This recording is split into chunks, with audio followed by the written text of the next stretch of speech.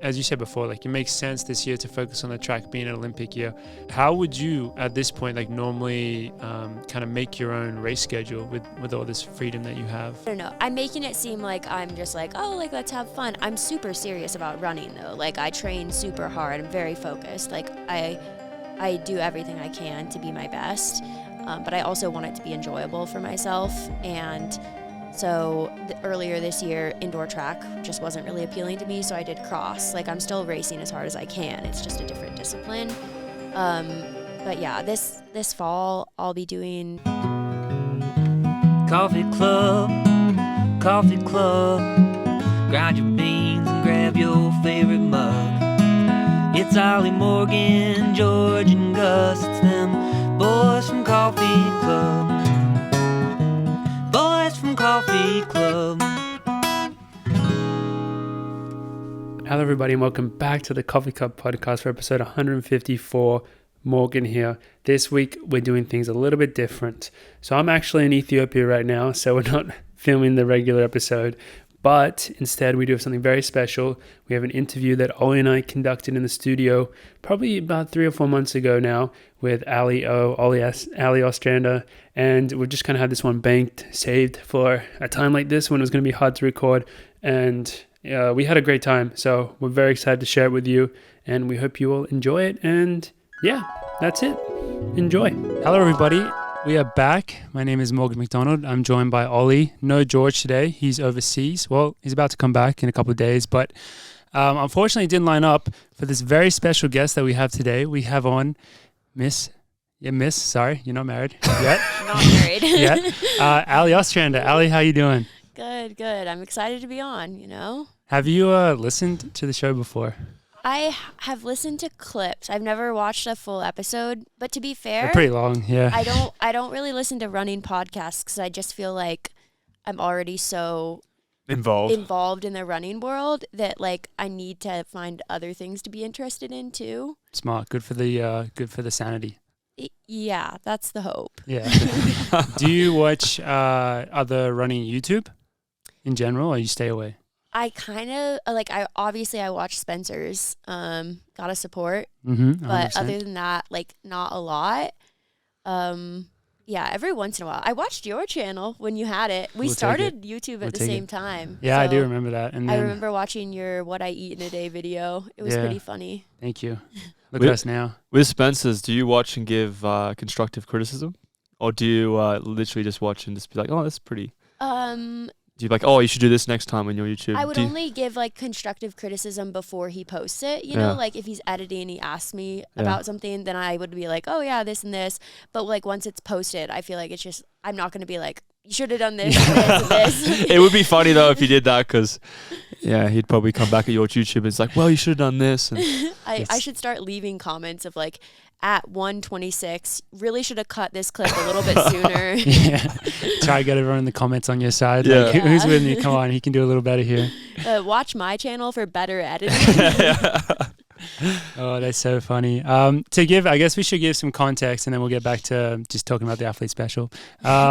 So you're Allie Ostrander. You're very, very well known. You have a big profile. You're very transparent. Like you have you're very beloved in the sport just because of, I think, the way that you've been able to share your story across the years, both the ups and the downs. Right now, how do you kind of introduce yourself to people that are asking? Well, I guess maybe you don't get asked this question, but do you say I'm a pro runner? Do you say I'm a YouTuber? Do you just kind of like go for like some mix of that? Yeah, I mean, I think it kind of depends on who I'm talking to, because like outside of the sport, people don't really understand like pro running. So then I'll just be like, oh, like I am a runner. I do running YouTube kind of thing. Yeah, I struggle to know like which one I identify more strongly with. Like, am I a pro runner? Am I an influencer? I don't really know. I also think there's this weird dichotomy where people have a negative view of influencers, and pro runners are like, oh, influencer is so annoying, like yada yada. I don't know. I don't necessarily agree with that, but yeah, it's definitely hard because I don't really know which one I fall more strongly into. Yeah, well, whichever one it is, what's very cool about what you do is like you have a very successful YouTube channel, you have a very successful Instagram, and you're able to, from what it seems like, kind of live your dream based off that. You know, like if you're a pro runner, you're also like living the dream. Like that's an amazing lifestyle. But there's something different about what you do, where you have kind of this freedom. And I guess there's positives and negatives to that, because like, you know, your income depends on like making a video every week, how the video does. And that can definitely be, is that stressful? I mean, that was really stressful for me when I stopped after, I think I did 9 or 10 weeks of videos in a row. And then I was like, this is too much for me. I can't do it. Yeah, I think sometimes it's stressful. I definitely go through periods where I get a little bit burnt out, and then periods where I'm like super excited about the content I'm putting out and it feels really easy. Right now, I'm in a period where it feels really easy. So I'm like, yeah, it's great. It's Yeah. never bad. Yeah. And I've forgotten about like the times where I'm just stressed and don't want to do it. But yeah, I think it's kind of nice because when I left Brooks Beast, I was like, okay, I never again want to put myself in a situation where it's not going to be the absolute best thing for me. I want to make sure that I have the flexibility to prioritize my own like health, performance, happiness, all of that. And so like being able to have my YouTube channel and Instagram kind of gives me more flexibility because I can be like an individual instead of needing to like move with the sort of team structure. Yeah, that makes sense. That makes a lot of sense. What happens when you get to a time when it's challenging to like post a video that week? Are you strict about posting like one video a week? Like what's your schedule like normally? I try to do every 5 or 6 days. But there are some months where it might be 7 or 10 days, or like some videos are kind of more deep dives that involve a lot more like time and research, in which case sometimes I'll just take longer to post. Yeah, like it depends on the month for how many brands I have that I need to put into a video. And so like sometimes it's kind of like, look, you gotta stick to this schedule, and sometimes I have more flexibility. Mm-hmm. Yeah. And I reckon that having Spence, your boyfriend, also doing the same thing, and he's been doing it for how many years is he at now? I think he's been doing 2019 it at least. 8 years. 8 years. Well, yeah. Way back. I reckon having him like, you know, as a big part of your life and on the exact same schedule, that's probably the nicest possible thing, because like just in my brief experience trying to consistently put out content, pretty much the only reason I was able to do it is because at the time I was on training camp with Nick Harris, and we were both like in that mindset of like create. Like Nick, he's a music. I mean, he's so many things. Like he's a musician. He really understands like creating, like an art. I mean, YouTube art, whatever you want to like. I don't know. There's some debate whether like that's the same thing, but he really understands like the grind, the process. And so just to have someone in your life every day who's really supportive of what you're trying to do, like that was probably the main reason why we were able to together like put out videos once a week. So I imagine having the two of you like both switched on, both like doing the same thing, that's got to be like the nicest thing, right? Yeah, I mean, Spencer's the whole reason I started YouTube. Basically, I was running professionally, and I don't know if you guys have experienced this, but I think a lot of the time professional runners are kind of bored. Like you don't have a lot to do. You obviously train a ton, you're tired from that. It's a full-time job. But you do have free time where you kind of want to do something, or at least I did. Mm-hmm. And I saw him editing, and I was like, I should just like, I don't have anything to do while he's editing. I might as well just start my own channel. Why not? and so I did, and he's been super supportive, and he showed me the ropes to start out with, you know, taught me editing. And now we're able to like film each other's workouts, film each other's videos, help each other make thumbnails, and like understand the behind the scenes of it and kind of the hard parts, because a lot of people just have never experienced it, so they don't really know. Like when you say, oh, like it's really stressful, I have to like get this video out this week, most people are like, what are you even talking about? Just like, you're making a YouTube video, your job is so easy. Like and so it's nice to have someone that understands that it can be hard sometimes. Yeah, that is something that's really interesting to bring up, because yeah, I think there's a big difference between like being a viewer and being like the creator, you know, like when you watch the TV show, you're not normally thinking about like everything that went into it, and it's like hard to imagine how much goes into it.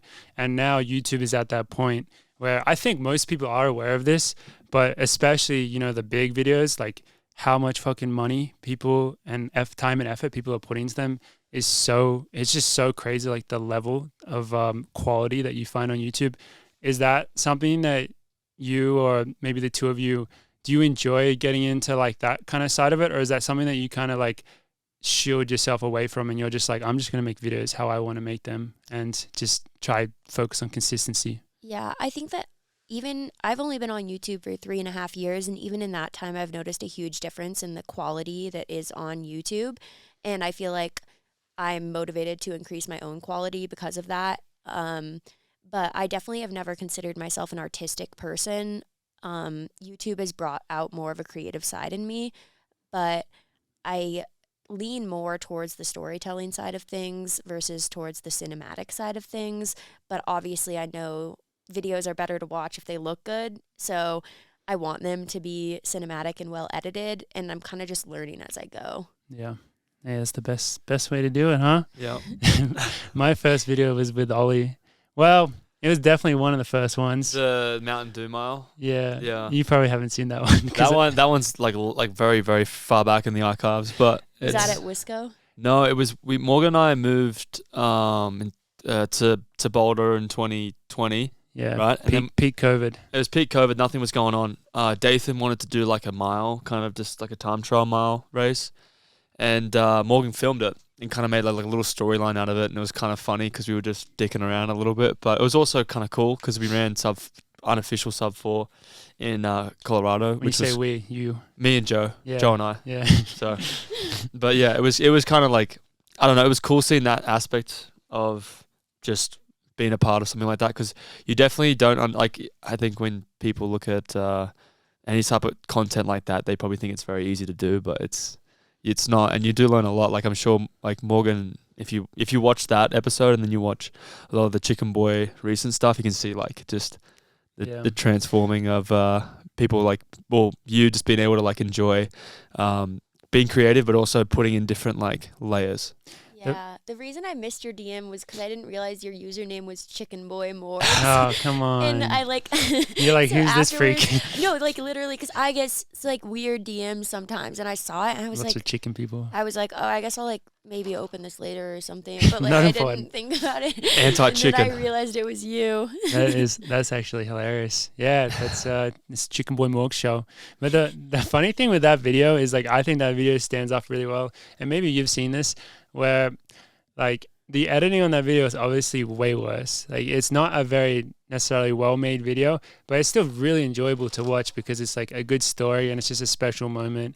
And I think, I don't know, maybe when you say that it's really easy for you to make videos right now, I can tell why. And it's because, like, watching your videos right now, you have such a compelling storyline, you know, to each video that you make, because you're like here in Boulder, specific training camp, you're like leading into the Olympic trials. Like, every video is so, like, you know, it's just nice to have such a coherent storyline, especially when you post as much as you do. I think everyone following along is like very, very engaged in what you're doing right now. So it's just funny. It's something that I've found, like, you can get way better at editing, but there's something about what we do. There's a magic to it, which is like, you can't always just like, you know, make it up. You gotta just be there, able to capture those great moments. You know what I mean?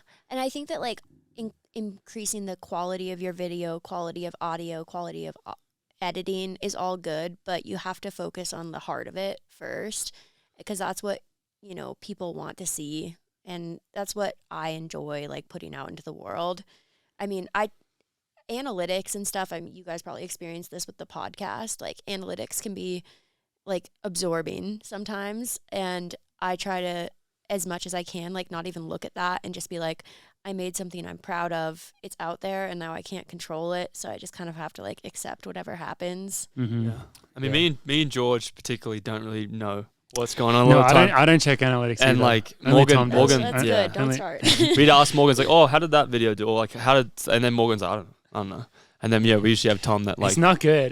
Yeah. Even, like, if I mean, with the podcast, it's more of just a consistent thing. It's like, we're going to make a video, like, once a week. We're going to put out an episode. And I think because it's that style, there's less fluctuation in like how a video performs. We still have, I mean, if we have like one of the young brothers on, it's still like his, gets a shit ton more views or something like that. But it's pretty consistent. Whereas YouTube is not quite like that. Some videos will pop off. And even like myself, I try really hard to be the type of person who's like, yeah, I don't care about this at all. Like I just make videos like when I can and when I want to and when I feel like happy to do it.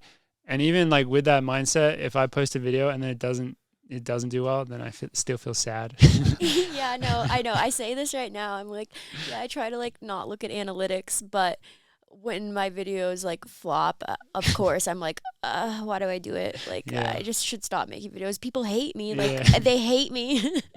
No, but I can tell that you have such a good fan base. I think you get so many like nice comments on all your videos, and I feel like getting a lot of comments is to me that's like the best sign. Yeah, I appreciate that so much, and that's another thing. I'm like, even if a video does bad, I'm like, okay, like let's look at the comments. People are saying nice things, like they liked the video. It's okay. But yeah, I feel like YouTube is pretty wholesome for the most part. Instagram is a mixed bag. Like not always wholesome. We'll put it at that. So that's a nice way to put it, considering like a lot of stuff on Instagram, like a lot of it, like you'd see a lot of like people posting content and then the comments would come up and it's like, wow, I did not expect to see comments like this. Yeah, or like sometimes when stuff goes viral, it's for like a negative reason. Yeah, True. That's happening a lot recently on social media, which is not, I mean, particularly Instagram, I've noticed it's kind of weird. I don't know. Instagram is crazy. YouTube's still wholesome. That's because it's OG. YouTube's like the best. I love YouTube. So it's also because when people watch a YouTube video, they're like invested because it's longer. Whereas on Instagram, they watch 4 seconds and they're like, Instagram. I know who you are and I hate you. Yeah, Instagram also has the discover thing where you just like flipping through things, right? The real stuff. Yeah. Whereas on YouTube, you can like look at things, like look up things, and then you find something, and then usually when you click on something, you're engaged. Yeah. In like being, I don't know, interested in it. Whereas in YouTube could just be in your face all of a sudden, and then it can just. If you watch a 10-minute video of someone, especially when it's a vlog format and like your videos or kind of like what I was posting where it's more personal, I think it's pretty hard for someone to get to the end of that video and then be like, man, I hate this person. I hate them so much. And I'm going to let them know. I mean, I guess there's probably certain videos out there where you're like, wow, this guy's kind of like a douchebag or whatever. But I think the people that are watching like your videos, they're like, wow, like this chick is awesome. She's so cool. Like I'm very big fan. I don't know. It's hard not to be. Or they probably click on like other videos you make. Like usually when I find creators that I really like, I like a video and then I'm like, oh, I'm going to watch like an old one. And you probably get like a bit of a backlog of people like going through your story that maybe they saw a recent video, but they're like, oh, I want to know what this was about. And then go back in time a little bit. I find a YouTube I like, I'm just going to go watch every video that I've ever made. And then you get pissed when you run out. You're like, damn it, they haven't posted anything. I know. And then I'm like, post again. Come on. Do you have any like big or not necessarily big, any creators or YouTubers that you enjoy watching and that inspire you that you could name? I love Natasha Ocean. I don't know who that is. She's from the UK and she makes like fitness kind of YouTube, but she's like someone that I think is super artistic. So her videos, she's amazing and athletic, but also her videos are like beautiful and just so well edited. And I get a lot of inspiration too. Like from watching YouTube, I kind of learn things of like, oh, I love what she did here. Like maybe I can try to do that sort of thing. And I actually used to just search her channel when I was trying to make thumbnails. And I'm like, I'm just going to look at what she did because, wow. It's the way to do it. I mean, if it's working for someone else, it's like, that's how you learn as well. Just trying to imitate the best. Yeah. And then I really like Lucy Charles Barclay. She's an Ironman triathlete and she makes like training and videos and stuff. She was the world champ last year. So I just think it's cool that she like shares her training and she's very hardcore, which is inspirational. Mm-hmm. Are you happy that you've kind of, I mean, there's people who've been making YouTube videos forever. Like you mentioned Spence making them for 8 years, but even now it feels like there's so many more and it's becoming like just a little bit more oversaturated. Are you happy that you're kind of like ahead? Like you have, since you've been making them for a few years and you have this nice backlog of videos, like you look pretty legit. Whereas I see so many people like runners making YouTube videos now. And the thing is like, they're really good videos, but it's like, you're just not gonna, there's just too many people like doing it now. Yeah. I mean, I don't think there will ever be like too many. If if you have quality videos and you're consistent for years, I think you can build a following. There's always going to be demand for it, but I'm definitely happy that I got in when I did. Because like you said, I feel like in the last year even, I've seen so many new people start making videos. So yeah, I think if I started now, it'd be a lot harder. Particularly in the pro running scene, I feel like a lot of like really good high profile runners that would never touched YouTube are now making YouTube videos. I mean, Elliot Giles makes YouTube videos. Elliot Giles, Jake Wyman. I mean, those guys are like, I'm pretty sure they're pretty recent. This guy right? called Jakob had a reality TV show. show. Yeah, but there are people that like, and I think I've seen so many. Yeah, like when I've been at Diamond Leagues, I've seen people followed with like crews, proper crews and photographers and stuff now, and they were definitely not doing that a few years ago. So it's like a very recent thing, I think, just because they can see the value in what like you and Morgan and Spence have been doing. It's like it's a really good way to build a fan base, but also just be creative and like enjoy the process of like being in a unique position as to what we do, which is pretty cool. Like being able to. Well, even if you are a pro runner, it's essentially in some ways it's your job, you know. Like it's funny when you were talking before about how like some pro runners like look down on influencers, but the reality is both a pro runner's contract and if a brand is doing like a deal with an influencer, they're both coming out of like a marketing budget of like so let's say On, for example, you know. So they're competing for the same kind of. Wouldn't it be the same? Like a professional runner is somebody that's getting paid to run. If you're an influencer and you run, and you're getting paid for it, aren't you a professional? You know, well, no, it's a different thing, but it's all marketing. Yeah. Would you say you're a marketing runner? I don't know. It's interesting because, like, okay, so the way I'm thinking about it is in a way in which this is like getting into celebrity shit. But you know, like, there was a recent thing at the Met Gala. Where influencers, particularly TikTok influencers, like weren't invited anymore, but like they were actually like they're actual celebrities. Like those people are so famous. A lot of the people that do a lot of content creation on TikTok, and then there's actually like there's celebrities in movies, you know, music and just like general that kind of celebrity. But then there's a celebrity of TikTok, but it's the same kind of. They're still celebrities, you know. So like, wouldn't they be in that position anyway because they're getting paid or because they're making content, whether it's music, film, whatever. Yeah. I feel like that's like it's just a new avenue that we're seeing because of social media or whatever. Like I feel like influencing and running is a similar thing, whereas like I mean a lot of pro runners now are doing influencing on their social media platforms because that's what brands want. Yeah, I mean some brands like require professional runners to post about like product launches and stuff like that. I mean I have some contracts that are performance based and some that are social media based, and I don't know. I don't feel like it's that different. Like I'm required to post for social media stuff, but like as a professional runner, you also want to be having a presence because then you're more valuable to the brand that's paying you to run. So the lines are probably going to get more and more blurred. Yeah. The reality is like it's all about storytelling. Yeah. Like whether if you see someone run an amazing time, like I guess that is impressive and that's cool in some way, but you're going to be so much more pumped, so much more hyped about it if you have some context for it, some backstory. Well, the example you always use is Jakob's reality TV because it's like perfect. Like they started when he was 12? Yeah, he started so young. Last episode is him winning Olympic gold. Like, just perfect storytelling. I watched the whole show. It's like it's almost like the perfect. Like it just doesn't. Yeah, like it's amazing. So that kind of story makes people so much more invested in that journey. Whereas if he didn't have that show, or didn't have that kind of exposure, and like everyone was like, oh cool, he's 21, he won the Olympic Games gold medal. That's pretty cool, but if you were watching the documentary, you're so much more invested in, or you see it and you're just like, wow, it's just way more investment in the journey. Yeah. Fun fact, I just watched that race video like half an hour ago. I don't know why. Really? Of the Olympics? The 2021, the Olympic final in the 1500. That was a tough one. You're in a good spot, man. I know you were tired. I was so burnt out. I know you were tired, but you positioned yourself really well. Yeah, I did, race. and then they were running 3:29, and I was not in that shape.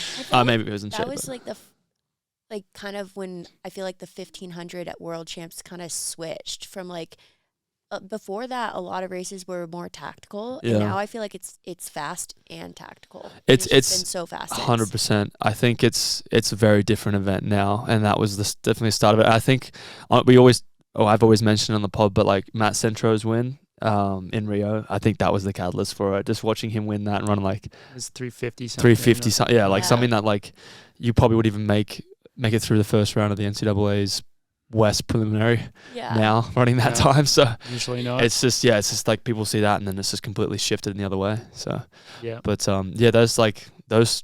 that race was crazy.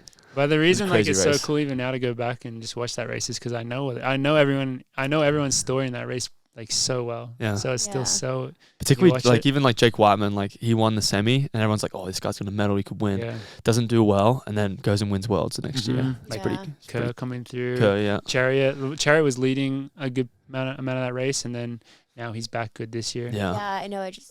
Jakob just like dove to like beat him.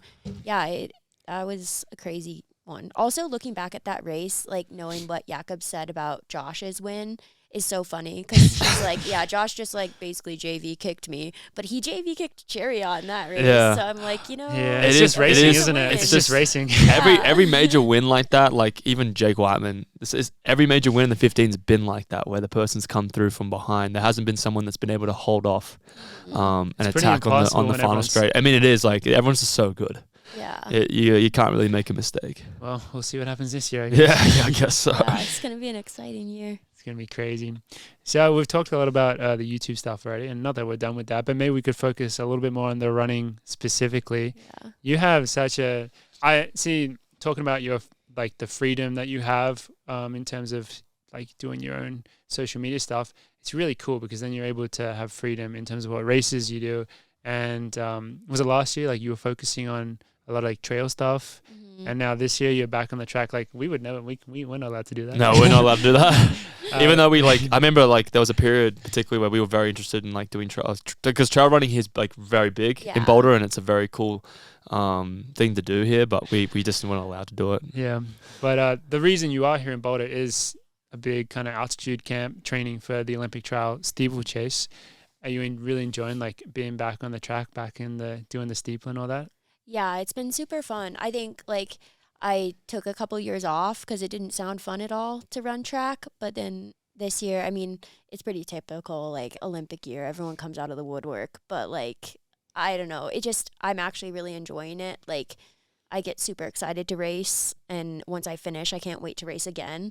And so that's a really good feeling to have. So yeah, I've been enjoying it a lot. Yeah, and you like the steeple a lot. Yeah, I do. I'm so rusty right now, though. Both the races I've done, I'm like watching the film back. I'm like, oh, that's horrendous. Oh, I want to barf looking at this. So I definitely need to improve tough my a bit. technique a little bit. But yeah, the steeple's really fun. I think it's a super dynamic race and one of those ones where you never know what's going to happen. So a little added excitement. Yeah, one of our Discord, like we have a little Discord, and we did ask them if they had any questions. One of the questions was specifically about the water jump because I guess you've been known to say how much you dislike the water jump. Is that true? Well, in my last video, I was like, I literally might as well have cannonballed into this with Yeah. like the amount of momentum that I kept coming out of it. It was so bad. I think I had one that was like a C plus and the rest were D's. Oh, Like no. horrible. Are you doing anything to help train the water jumps? It's I like too don't- much of a thing to like practice. Yeah, I don't have access to barriers. So that's kind of difficult, but I wasn't planning to race another steeple before the trials, but I signed up for another one because I was like, I need just more practice over this, more practice in a pack, all of that. And so I think that hopefully it'll come back and I'll be able to do better. I think part of it was like that race, I was just going over the water jump kind of tentatively and you really have to attack it. So if I can just like keep speed going through, I think that'll solve a lot of the problems. Mm-hmm. And one of the cool things about you being here is like because you live in Seattle, correct? Mhm. Is here your coach lives? Does he live in Boulder? Yeah. And I didn't realize like you were coached by Ollie. You wouldn't know him by name. He's David, right? Yeah. Is it David Roach? Right, David Roach. You wouldn't know him by name, but you would know him by appearance and by he's famous. I don't know if it's a famous catchphrase, but he always is just very, very friendly when he runs past us around the res. He's the guy that always says, "You guys are awesome." Wait, that's David. Yeah. Like Yeah. he's so nice to us every time he runs past. I didn't realize he was coaching you. How did that all come about? Like, how did you find him? So last year in my first trail race, I ran Pikes Peak Ascent, which for those people that don't know it, it's like 13.3 miles up Pikes Peak from Colorado Springs. So it's 7,000 something feet of elevation gain, and it gets up over 14,000. Big time. I finished that race thinking I would never do another trail race in my life. Like, it was so horrible. And I felt super underprepared, but at the same time, I'd been having workouts where I was like pretty confident that I was relatively fit. And David, just being the nice person he is, DM'd me after the race and was like, hey, it's so cool to see you on the trails. Like, Pikes Peak is a beast. You did really well. It's such a mixed bag for like what's going to happen with the altitude and everything. And I was in a panicked mood when I got this message, thinking like, what did I do wrong, sort of thing. And so I like word vomited to him, like basically, what do you think happened? Like, why, like, these were my workouts. What do you think I should have done? All this stuff. And so then we ended up getting on a phone call, and he kind of was just talking to me about the specifics of training for trails and how to make like road and track fitness transition over and all of that. And he was just super knowledgeable. And slowly he was just giving me like hints and pointers, and slowly it just kind of turned into he was fully coaching me. Yeah. Wow. Well, I don't know like everything about him, but from everything that I've seen, it seems like such an amazing match between his philosophies and your philosophies, like just in terms of like how like running and how it's like your life, you know, like priorities, like, and how running should like, I don't know, make your life better, make it happier, you know, and you should take it maybe not so seriously. He has so many good quotes like in every video. I watched the video of you guys running up Mags together, and it was like a Q&A style video. What was his quote on fueling? I wrote it down. I can't remember what it is. Do you remember which one I'm talking about? He was like, eat enough always, eat too much sometimes, and eat too little never. Yeah. It's just little things like that. Like, I don't know, what is his background to be like become like the coach that he is? Yeah, I mean, he has a really interesting backstory because he's actually a licensed, or I don't even know if licensed is the right term, but lawyer. Wow. So he went to law school, passed the bar, worked in law for a few years, but he actually started off, he had a blog about running, and then through that, just people started wanting to be coached by him. So he kind of slowly got into coaching until eventually that became his full-time job. He stopped working as a lawyer. He also played football in college and then transitioned into trail running once he graduated, and like won USA's when he like a couple years later. And yeah, like he's just kind of gotten more and more involved in the community he also has a podcast now with his wife Megan, and they both coach. And I just think through like the last 10 or so years of kind of being super involved in the sport and researching it a lot, he's just become super knowledgeable, and he's constantly just taking in all the latest like peer-reviewed research and trying to put that into training. And yeah, he's just a cool guy. Just a cool guy. Yeah. Yeah, I don't know, it's going to be pretty nice to finally, I don't know, have you spent much time around him before now, this training camp? I came 2 other times this year, but never for a full month. So this has been amazing because he's paced my workouts, like the hard track workouts he's paced, which is so nice because, I mean, the downside of not being with a team is that sometimes you have to work out alone, and that's so much harder. But when Definitely. he paces, it's amazing. And he's also like so encouraging. He'll literally be like cheering for me while he's actively running my rep, which is both encouraging and disheartening because I'm like, how is this that easy for you? I do love that positivity. If someone was doing that to me, I might get annoyed though. Yeah, I can see a lot of runners getting annoyed with that because it's Oh, like, yeah. I'm actually hurting right now. How you have the ability to keep, Yeah. Like it was definitely an adjustment because at first I had that mindset where I was like, oh my gosh, like I'm hurting so bad. Like stop telling me I'm doing good. Like I'm just trying to get through this. Like I'm just surviving right now. But then over time, I think the more I've been coached by him and the more he's kind of like had an influence on my philosophy and mentality, the more I've been like, being negative is not going to make me feel better. Like I think being positive is the best thing that I could possibly do for myself, even when things feel really hard. And so I slowly have kind of begun to love it. So So good. Well, I'm happy that you guys are getting in some good training time together, Yeah. especially leading up to the big race. So you said you're doing one more race before USA's? I have the Portland Track Festival steeple, and then I'm going to run a 1500 at Harry Jerome the weekend after. Oh, nice. Yeah. Very cool. Very cool. Wow. Well, I don't know exactly when this episode will be like released in relation to those races, but we wish you the best of luck with all Thanks. those. It's gonna be very exciting. Unfortunately, the U.S. women's steeple has had quite a few injuries this year, so the field looks like it's gonna be a big shakeup this year. Yeah, it's kind of a changing of the guard. Yeah. Which is exciting. Also sad. Like, I wish that Frericks and Coburn were in the race, because you always want it to be the strongest field possible and to really earn your spot. But yeah, it's definitely more open than it has been in past years, but also deeper than it's ever been. Mm-hmm. And so aside from, as you said before, like it makes sense this year to focus on the track being an Olympic year. Outside of that, how would you at this point like normally kind of make your own race schedule with all this freedom that you have? Mm-hmm. Kind of just what sounds the best, most fun. Also, obviously, like, I don't know. I'm making it seem like I'm just like, oh, like, let's have fun. I'm super serious about running, though. Like, I train super hard. I'm very focused. Like, I do everything I can to be my best. But I also want it to be enjoyable for myself. And so earlier this year, indoor track just wasn't really appealing to me. So I did cross. Like, I'm still racing as hard as I can. It's just a different discipline. But yeah, this fall I'll be doing trail racing, and then I think just at the end of the trail season, coming off the track season, I'll kind of decide what I want to do next year and see like what I'm feeling, and then just plan from there. But so far I've really enjoyed this track season, so I do see myself doing it again next year, but like, you just have to play it by ear.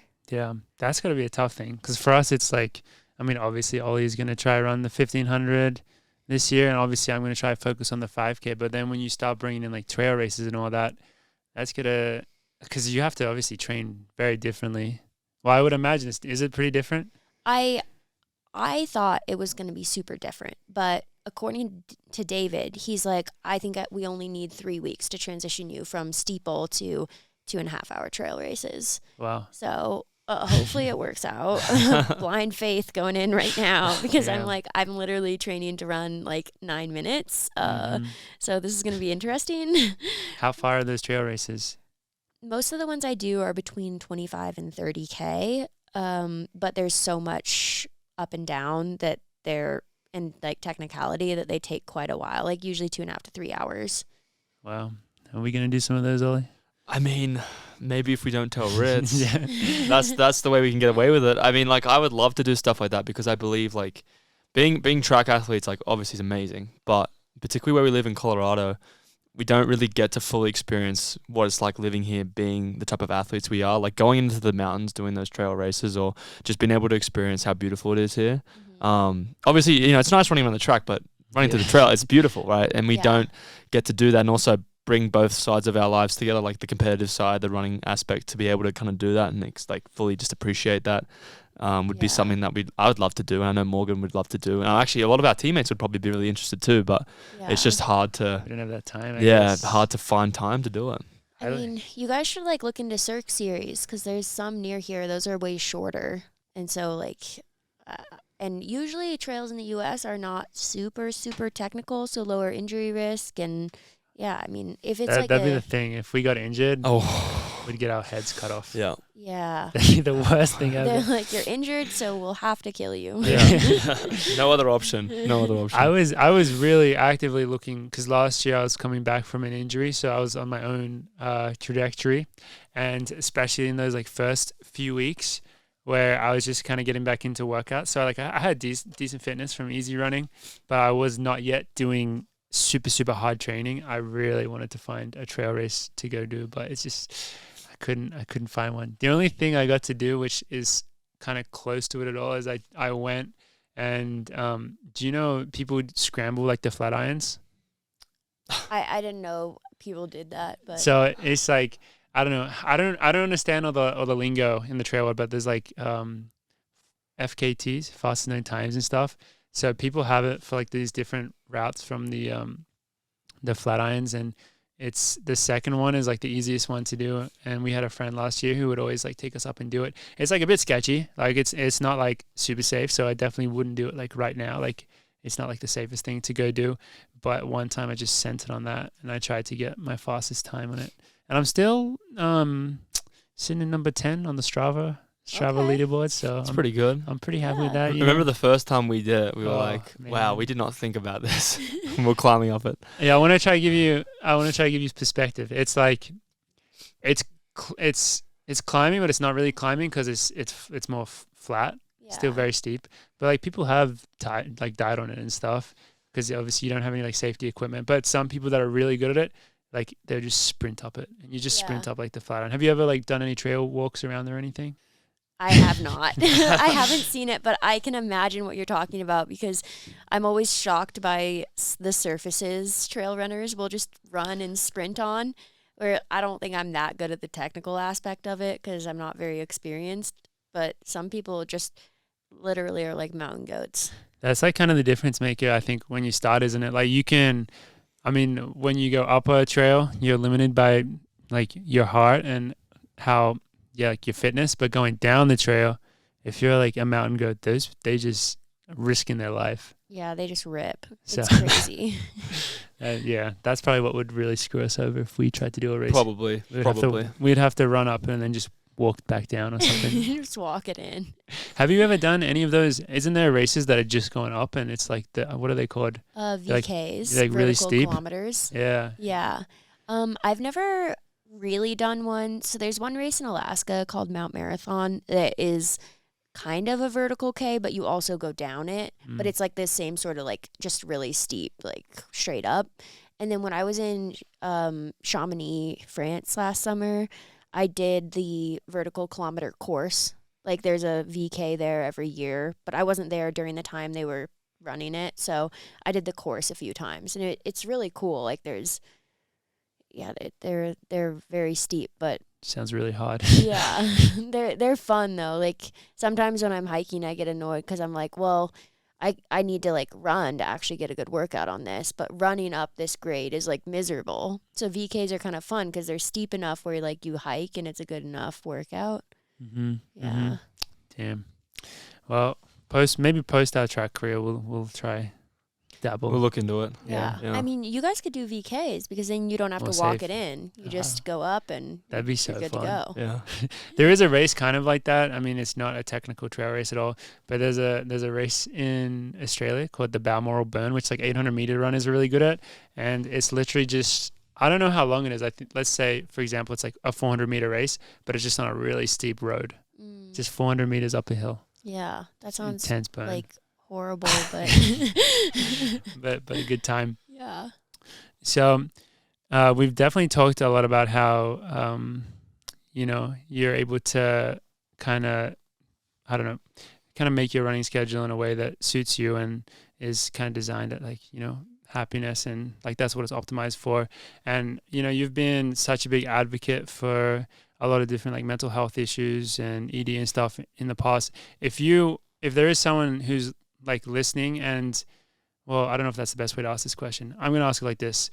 Do you have, I don't know, maybe like a number of kind of core tenets that kind of guide the way that you operate in life and running now? Like if you had, say, like a list of rules that you apply to yourself that you think maybe someone else would find useful to hear. Like for me, for example, like on my list, like one of the rules is just running, those types of things. Do you have anything like that guides you? I don't really have a list necessarily, but one of my top things is just authenticity, like being really honest and truthful about like, how I feel, what I'm going through, just life in general. And then for me, it's like I've kind of like since recovering from an ED, like kind of tried to change the way that my brain processes like training, running, eating, like my body, all of that. And so for me, it's like fitness, like you're not exercising, you're working out, like you're going for these like performance goals. You're not going for aesthetic goals, and like keeping that mindset really strong. That makes sense. I think one of the other things that that I remember your coach saying in one of your videos was just like you should never train like not fueled. And I like that a lot because that's actually something that in our training is relatively new as well. I don't know, I think a lot of people have really just caught on to the fact that, you know, when you go do a hard workout or a long run, you like, if you fuel properly for it, it's just, you know, you're going to feel so much better. You're going to recover so much better. You get so much more out of it. So I think that's just like, I don't know. I'm very happy that like, at least from what I've seen, that's been such a shift just in the last year or so, you know? Yeah. Well, I also think like I would never go into a race having not eaten. So it's kind of like, why wouldn't you fuel all your training the same way? Like you should be intentional all the time and always want to get the most out of yourself. Like obviously you're not going to go race effort every day, but like it's still important to like have enough fuel to soak it in and recover and everything. Yeah. But I don't know. It's just nice that like things are, I don't know, getting more balanced, because I think they were pretty unbalanced at some point. Like, I don't know. We barely, like in college, we wouldn't even really drink water on a long run, you know? Like that would be weird. I don't know if it was like that for you. Oh yeah, no, I never brought water. Yeah. No. Whereas never. like our runs are so funny now. Like if you do a long run with us, we might stop at like 3 miles, 5 miles, 7 miles, 9 miles, like on a long run, just to like get in carbs, because it's just such a And big... we're not stopping for that long, but it's Yeah. funny because like people like it's just the progression of just like knowledge about it, I guess, too, with like fueling and being prepared for that sort of stuff. But it's just funny seeing people like that are not used to stopping, like just all of a sudden pull out gels, bang, drinking a lot, and then just progressing it. But it just, I think it's a very positive thing, particularly for just like overall training recovery. I feel like that's really helped us Yeah. in general. I feel like it is really different. Like in college, that was never a thing, and now it's like I won't go on a long run without a gel with me, you know? Yeah. But yeah, there's just so much like I don't even know the word for it. The culture in running just for so long was like, oh, like a hungry lion hunts best. Like you don't need to, like you don't need that much. Like it's just really important to just be like as small as possible, like all of this. And I think the more that running kind of becomes science-based and less like old school, just go out there and grind and like be hard, whatever, like people realize that the science really supports being fueled and like having enough carbs and being able to recover and actually absorb all the training. Yeah, I agree. I think it's super, this like the knowledge, you know, that's like the most powerful thing about it is like, if all these runners that you look up to are doing it, like why would you not do it? Because I think for people that aren't doing it, maybe at times it's like something subconscious where it's like, I think like maybe if I'm lighter, I'll run better. But also, I think often it's just like for a lot of people, you know, it takes effort to fuel properly and be so prepared. And if you're a busy college student or if you have a job and you're just like getting in the training when you can, like that's one of the things that will potentially, you know, get left behind. But when you start to realize how much of a difference it makes and how it's like, I mean, if you're not doing this, you're not getting those full benefits from your training. So it's just like, it's part of training is recovering properly. Yeah. Whereas I used to kind of have the mentality like part of training is like making sure I don't eat too much. Whereas now it's like part of training is making sure I'm getting in enough. And I think that's kind of the mindset shift is like you should be scared of having too little, not scared of having too much sort of thing. 100%. Well, I mean, we've covered so much good stuff today. Is there anything else that you would like to talk about? I mean, I can't think of anything. I didn't come with any questions prepared. Ollie, anything? No. Any shout outs to anyone? Any shout out? Yeah, shout out to I actually had a question for you, but it was earlier on and I wasn't able to ask it. You talked about when, I know Morgan's gone through this as well, when you're making back to the YouTube stuff, you have situations where like you're just very burnt out and you're very like, you know, very tired from it all. Like is there anything that you use to counter that? Like I know like obviously you have Spence there as well, so like being able to share that load is also super nice and having someone there that kind of gets it. But is there anything that you've noticed really helps during those periods? Because obviously it's really nice now, but when you want to feel like you still want to get out content, but you're burnt out, you kind of maybe not saying that you've lost like direction, but you're kind of trying to figure out what to do. Like, is there anything that you've noticed helps during those periods where it's like not as, smooth, I guess? I think I probably need to come up with like a better system for getting through those times, but those are the times where I'm kind of like, okay, just think of it like a job. You just have to like get it done, and eventually it'll be fun again, sort of thing. And like it always does become fun again, but also those are some of the times where I'll kind of like try to think back and like, okay, maybe right now I don't have like some crazy story to tell, but like what's something I could talk about that I've gone through before that I could bring up now and talk about. So that's kind of when I'll try to do videos about my past or whatever. Or sometimes I'll just like ask people what they want videos about. Because people like filling out surveys, they enjoy having like input in it, and I really appreciate input. So yeah, but I think like my YouTube is such a small, low budget operation that there are definitely aspects of it I could improve, like having more of a plan ahead or like an archive of ideas for times when that happens. But honestly, I'm just not prepared.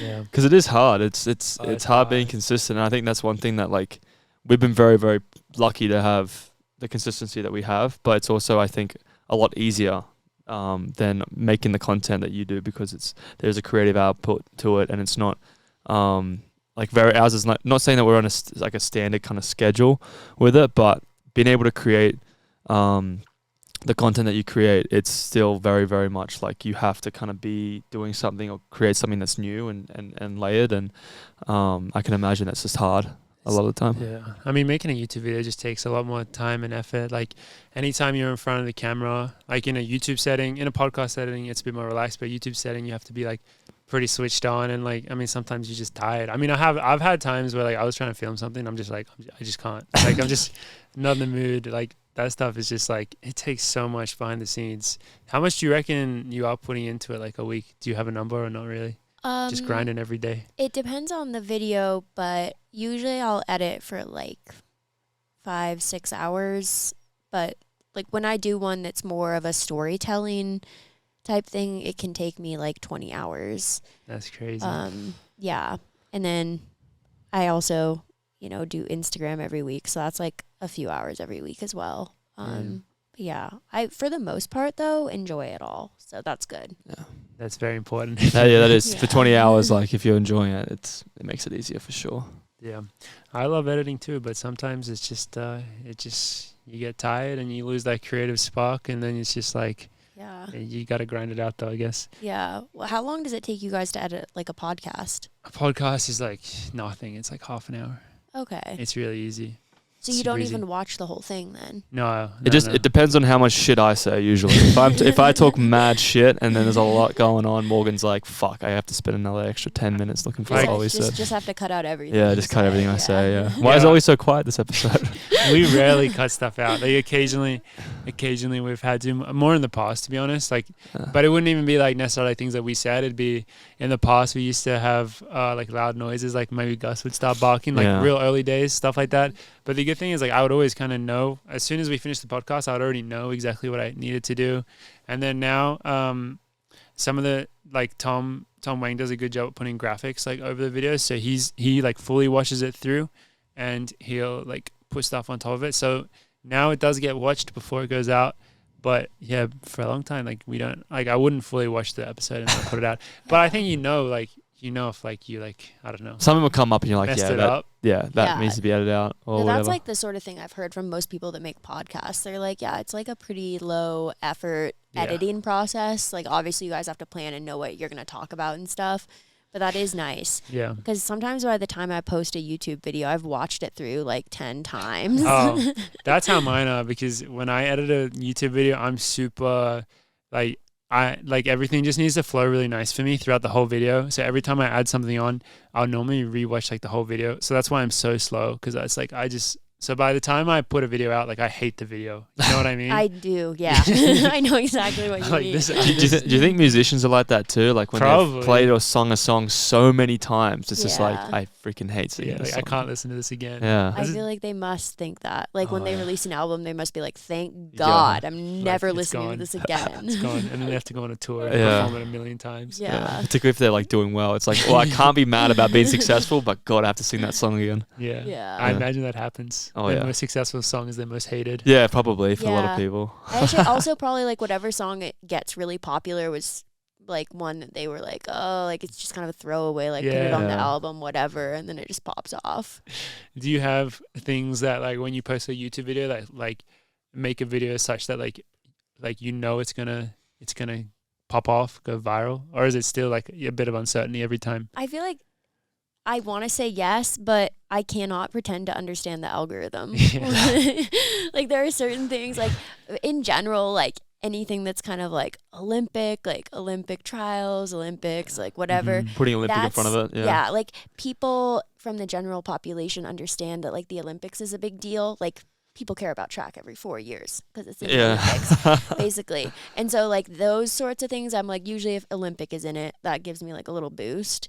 But from just a general standpoint, like I've made some videos that I'm like, this is the best video I've ever made. It's going off. Yeah. And then it'll be like 10 out of 10.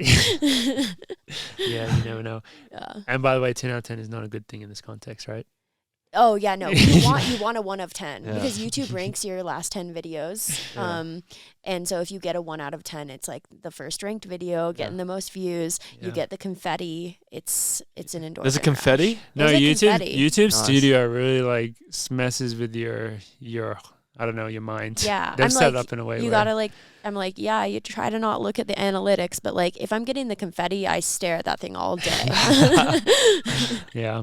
That's a side of it that I am like really against, but it's mostly out of laziness. Like if I wasn't doing the podcast, I think, and I was like 100% just like making YouTube videos, I think you have to at some point start paying a bit more attention to that stuff.